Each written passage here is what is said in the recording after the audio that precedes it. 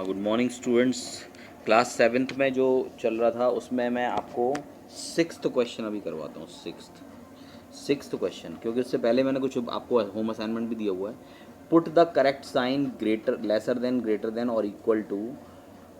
तो इनके बीच में एक ब्लॉक दिया हुआ है, इसमें ग्रेटर देन, लेसर देन और इक्वल टू में से कुछ भी भर सकते हैं, मगर इनको पहले देखते हैं क्या है। देखिए, आप एक चीज़ का ध्यान रखना है इसमें एक्सपोनेंट्स एंड पावर्स में, अगर कोई दो नंबर्स की पावर सेम है तो केवल बेस को चेक करो कि कौन सा बड़ा है। ऑब्वियसली 4 3 से बड़ा है, 4 इज़ ग्रेटर देन 3, और ऊपर का बेस सेम है, तो it means 4 to the power 3 is greater than 3 to the power 3। ठीक है, तो इसमें ग्रेटर देन का साइन आएगा, क्योंकि बेस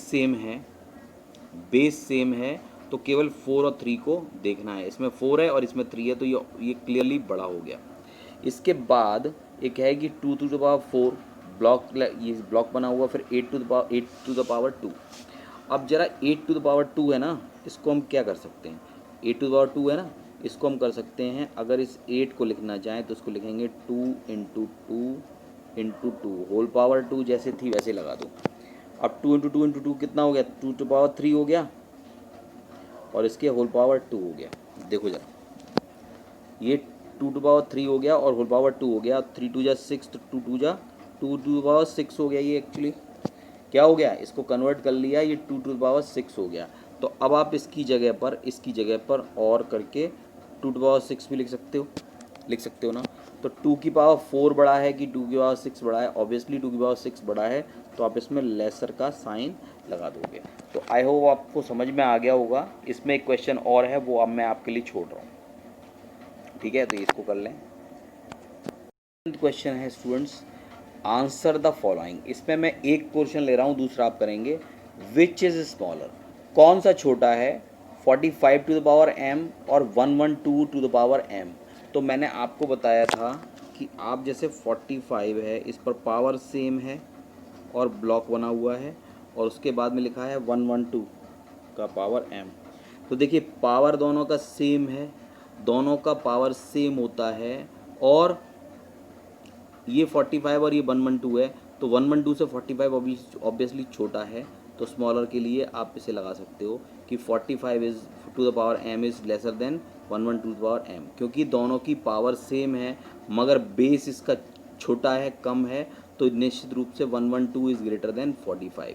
तो ये पूरा टर्म भी इससे छोटा हो, ये वाला टर्म छोटा होगा 45 टू द पावर m। और इसमें एक और क्वेश्चन इसी तरह का है, वो आप करेंगे। ठीक है, इसका नेक्स्ट है find the value of the following. आपको इनकी वैल्यूज चाहिए। ठीक है, लिखते हैं यहाँ पर एथ वाला, find the value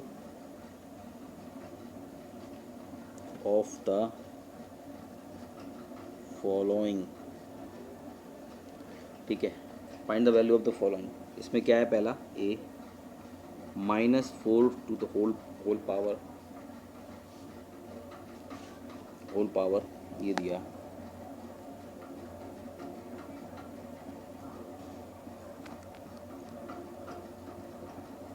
whole power 3 -1 to the whole power 6। ठीक है, -4 टू द होल पावर 3 और -1 टू द होल पावर 6। अब आप ज़रा याद करिए, पहले तो -4 को टू द पावर 3 है, तो -4 को हम कितने बार लिख लेंगे, 3 टाइम्स लिख लेंगे इसको। एक बात हमेशा याद रखिए, थोड़ा सा दिमाग में रखिए, कि जैसे माइनस का नंबर है अंदर, और पावर जो है वो कैसी है, पावर ऑड है, तो आप माइनस ही बचेगा, आंसर माइनस में ही आएगा। और अगर यहाँ पावर जो होती है ना वो इवन हो, 2 4 8 6 कुछ भी हो, तो आप अंदर का जो माइनस है वो हट जाता है, तो यहाँ पर इनकी वैल्यू नेगेटिव नहीं आएगी, पॉजिटिव आएगी। जैसा कि मैंने बताया था, -1 पर होल पावर 6 है, 6 यानी इवन नंबर है, तो इवन पावर होती है तो जो अंदर का माइनस है वो हट जाता है, तो यहाँ पर आएगा -1 को, चाहो तो आप जो है वो -1 को 6 बार यहाँ पर लिख कर शो कर दो। लेकिन आप ये बात भी दिमाग में रखना कि जो मैं कह रहा हूँ वो उसी तरह से कर देना, थोड़ा छोटा रह जाएगा क्वेश्चन, है ना। ये 6 बार लिख दिया हमने फॉर्मेलिटी के लिए, और ये देखो 1 2 3 हैं तो यहाँ माइनस आएगा क्योंकि यहाँ पर पावर है 3। पावर जब 3 है तो यहाँ माइनस आएगा ही आएगा, तो वो लगा दो। अब 4 को 3 बार मल्टीप्लाई, 4 4 जा 16, 16 4 जा 64, तो यहाँ आ गया 64 माइनस का। अब जरा इसमें मैंने कहा था आपसे कि अगर ये 6 टाइम या पावर इवन है तो 1 आएगा, तो माइनस के आगे 1 लगा देंगे बस, ठीक है। तो ये सॉल्यूशन हो गया कितना आसानी से। तो -1 पे होल पावर ध्यान रखना, अगर यहाँ ऑड नंबर है तो -1 ही रहेगा। कोई भी नेगेटिव नंबर है, पावर अगर ऑड है तो नेगेटिव रहेगा, और पावर अगर इवन है तो वो पॉजिटिव हो जाएगा। तो -64 और -1 ये हो जाएगा -65। ऐसे ही आपको ये वाला क्वेश्चन करना है। इसमें भी 1/7 को 2 बार लिखेंगे और 7/9 को 3 बार लिखेंगे। अगर कुछ कैंसिल होता है, नीचे वाला 7 कैंसिल हो जाएंगे, 2 7 कैंसिल हो जाएंगे ऊपर के 2 7 से, ठीक है। और बाकी का आंसर आप निकाल सकते हैं, ठीक है। नेक्स्ट इज 2 प्लस 3 प्लस 4, इन तीनों की वैल्यू निकालनी पड़ेगी। 2 को करेंगे 2 2 4, 2 × 2 होगा ना, 2 को कहेंगे हम 2 × 2 यानी 4। 3 को 4 टाइम्स आपको करना है मल्टीप्लाई 3 को, 3 3 जा 9, 3 जा 27, 3 जा 81, तो यहाँ 81 आ जाएगा। और 4 4 जा 16, 4 जा 64 आ जाएगा। तीनों की वैल्यूज पुट करेंगे और उसके बाद में तीनों को सम करके आंसर लिख देंगे, ठीक है। तो आई होप ये समझ में आ रहा होगा, कोई दिक्कत नहीं हो रही होगी इसमें। नेक्स्ट क्वेश्चन आपका आता है fill in the blanks. Fill in the blanks में देखो जरा, 3 to the power 10 plus into 3 to power 5 is equal to, ऊपर लिखा हुआ है तो देखो मल्टीप्लाई करते हैं तो पावर ऐड होती हैं, तो ये 3 टू पावर 10 है और ये 3 टू पावर 5 है, तो क्या आ जाएगा। फर्स्ट क्वेश्चन है 3 to the power 10 into 3 to power 5, इन दोनों को सम करेंगे तो 3 मल्टीप्लाई करते तो पावर ऐड हो जाती है, तो लगेंगे 10 + 5 यानी ये जाएगा 3 टू पावर 15। तो जो ब्लॉक बना हुआ है यहाँ पर बनेंगे 1 5, ठीक है। इसी तरह से आपको ये वाला करना है। इसमें क्या है, इसमें ज़रा देख लेते हैं। 1/9 का होल पावर 12 और 1/9 का होल पावर 17, और इसके अंदर हमें भरना है, कि किसका क्यू आएगा, ठीक है। आपको ये फिल इन द ब्लैंक्स किसकी पावर 5 आएगी, किसकी पावर 5 आएगी। देखो इसको कैसे करना है, इसको देखते हैं बी पार्ट को। देखो बी पार्ट में क्या है, ये 1/9 है, होल पावर 12 है, ये 17 है। तो अगर आप इस वाले पूरे टर्म को इस तरफ लेके जाओगे तो ये नेगेटिव हो जाएगा, इसके अपॉन में आ जाएगा ना, अपॉन में आ जाएगा, ये इसके अपॉन में आ जाएगा, तो ये नेगेटिव पावर हो जाएगी। और 12 जो है वो 17 में से 12 कम हो जाएगा, तो होल पावर 5 ही रह जाएगा ना, ठीक है। एक बार करते हैं ये वाला बी पार्ट, इसका करते हैं। 1/9 होल पावर 12 इंटू, अब मुझे नहीं मालूम कि ऊपर वाले ब्लॉक में क्या आएगा और नीचे वाले ब्लॉक में क्या आएगा, होल पावर 5, ठीक है। यहाँ आया 1/9 होल पावर 17।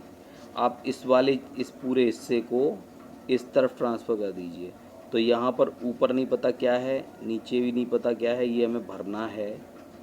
और यहाँ आ जाएगा 1/9 होल पावर 17, और अपॉन में आ जाएगा 1/9 होल पावर 12।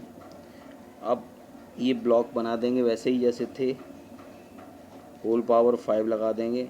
इस वाले को ऊपर लेके जाओगे तो 1/9 होल पावर, देखो 17 और ये है तो ये जाएगा 17 - 12, सीधा कर देते हैं ना। a टू पावर m और a टू पावर n लिखा तो a to power m - n होता है, सीधा सीधा इसको कर देते हैं। तो यहाँ पर दो ब्लॉक जो हैं वो वैसे ही रहेंगे, हमें मालूम नहीं ब्लॉक में क्या है, लेकिन यहाँ आफ्टर ऑल आंसर आ जाएगा 1/9 होल पावर 5, ठीक है। तो अब दोनों के पावर सेम है तो बेस भी सेम हो जाएंगे, तो यहाँ पर 1 भरेंगे और यहाँ बचेंगे 9, क्योंकि दोनों यही होने चाहिए, 5 तो है ही यहाँ पर, तो यहाँ 1 और 9 आएंगे, तो यहाँ 1 और 9 फिल हो जाएंगे, बस बात खत्म। ठीक है। इसी तरह से आप इसका सी पार्ट भी करेंगे। अब देखो, solve the following by using the law of exponents. Solve करना है कि लॉ ऑफ एक्सपोनेंट्स कैसे यूज़ करेंगे। देखो इसमें सपोज एक एग्जांपल है ए, क्वेश्चन नंबर 10 का। इसमें एग्जांपल है, वो एग्जांपल कह रहा हूँ, क्वेश्चन है 12 टू द पावर 3, ये वाला 12 to the power 3 into 12 to the power 4, ठीक है।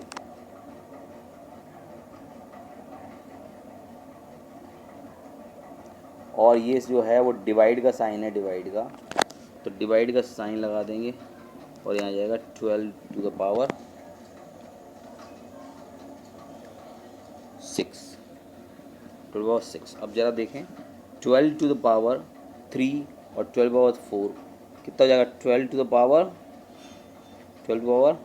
3 प्लस 4 7 हो जाएगा, ठीक है। और डिवाइड इसको करना है 12 पावर 6 से। अब इसको कैसे लिखेंगे, इसको लिखेंगे 12 to power 7 upon 12 power 6।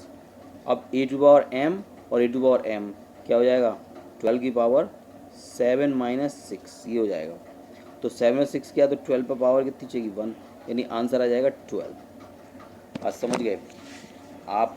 12 power 7 ऊपर है, 12 पावर 6 नीचे है, इसको आप ऊपर लेके जाओगे, ये e टू पावर m और e टू पावर n, तो क्या होता है e to power m minus n, तो 7 माइनस 6 हो जाएगा, कितना हो जाएगा 12, 12 पावर 1 है, तो वो 12 पावर 1 का मतलब 12 भी होता है, तो ये 12 यहाँ पर आंसर आ जाएगा इसका। तो आप इसको पूरा उसके अंदर कर देंगे। इसी तरह से लॉ ऑफ एक्सपोनेंट के क्वेश्चन है, ये वाले क्वेश्चन आप करेंगे खुद ही, खुद ना खुद हुआ खुद। अच्छा, उसके बाद आते हैं, उसके बाद जाते हैं सिंप्लीफाई पर।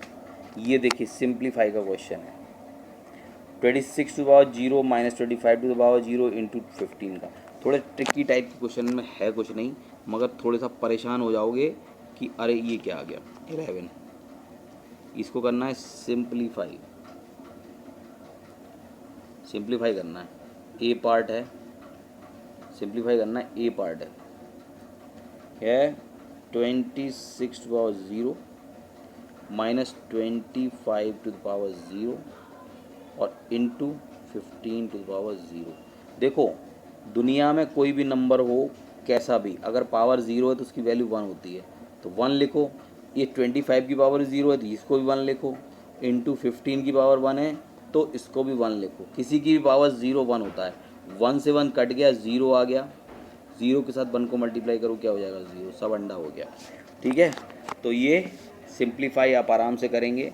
इन वालों पर भी, इनको भी आपको आराम से करना है, a to power m plus a to power n और a plus m plus n हो जाते हैं। डिवाइड के बाद ए टू पावर एम और ए टू पावर एन, ये भी एम प्लस एम एन हो जाते हैं। तो आप आसानी से ये क्वेश्चन कर सकते हो, ठीक है। तो आप आज ख़त्म करेंगे 11th क्वेश्चन तक। 11 क्वेश्चन तक जितने भी क्वेश्चन मैंने छोड़े हैं उन सबको आप कर डालिए, उन सबको आप कर डालिए। कोई भी क्वेरीज आती हैं जल्दी से जल्दी भेजिए। कोई भी किसी तरह की समस्या आ रही है तो उसका हम तुरंत सोल्यूशन करेंगे, ठीक है। आप बिल्कुल परेशान ना हो, और पर क्वेरीज ज़रूर भेजें, क्वेश्चंस ज़रूर करें, और होमवर्क पर डे डालें, बचें नहीं। मैंने कुछ बच्चों को फ़ोन किया तो 2-4 बच्चे तो अजीब सा ही बिहेवियर करते हैं, कहता है कोई कि हमने कॉपी नहीं, वो बुक्स नहीं ली, या हमारा मोबाइल ख़राब है या कुछ और है। बेटा अगर पढ़ना है तो सब कुछ, सारे रास्ते निकलते हैं, सब निकलता है, लेकिन आपका दिमाग तैयार होना चाहिए। और आप अगर कुछ टाइम और इसी तरह से निकाल देंगे तो आपका पूरा साल बर्बाद हो जाएगा, पूरा एक ज़िंदगी का बहुत ही इम्पोर्टेंट साल बिल्कुल चला जाएगा। तो आप दोबारा से सोचो, ठीक है, और दोबारा से सोचो और पूरी तरह से कनेक्ट रहो, ताकि स्कूल में जो कोर्स हो रहा है वो सारा प्रॉपर चलता रहे और आप उसको बराबर कवर करते रहें। उसके चलने का कोई मतलब नहीं है जब तक आप उसको ध्यान से नहीं करते, आप होम असाइनमेंट नहीं भेजते, आप अपनी प्रॉब्लम्स नहीं भेजते। जिससे पूछो वो कहता सर कोई प्रॉब्लम नहीं है। और अगर आज हम स्कूल में होते और अगर ब्लैक बोर्ड पर ब्लैक बोर्ड के ग्रीन बोर्ड के पास होते और मैं किसी को चौक पकड़ाता ये करो, तो कम से कम 10 बच्चों को उठाता हूँ तो उसमें 2 कर पाते हैं, ये 8 नहीं कर पाते। लेकिन ये कहने में सर बिल्कुल सब कुछ ठीक है, ये कहने में कुछ जाता नहीं है, मगर एक बार आप इससे सोचो कि अगर आपकी कोई वीकनेस है तो वो वीकनेस वैसी की वैसी बनी रहेगी, और जीवन पर्यंत, जीवन भर आप थ्रू आउट द लाइफ ये की बात अनुभव करोगे, अरे भाई वो तो गड़बड़ हो गई, या हमने बहाने मार के करवा लिया, ऐसे करवा लिया। लेकिन जो क्षमताएं हैं वो उतनी अच्छी नहीं होंगी मैथ्स में। तो आप बाद में ये कहें कि हम ये कर लेते वो कर लेते, उससे अच्छा जो टाइम है उसको मत किल करो। और 1 साल बहुत इंपॉर्टेंट होता है, बहुत इंपॉर्टेंट साल है ये, ठीक है, और नहीं तो पूरा साल बर्बाद हो जाएगा। तो जल्दी से जल्दी अपनी सारी चीज़ें जो हैं वो व्यवस्थित करो, और बिल्कुल रेगुलर रहो, होम असाइनमेंट भेजने हैं और क्वेश्चंस भी भेजने हैं, ठीक है।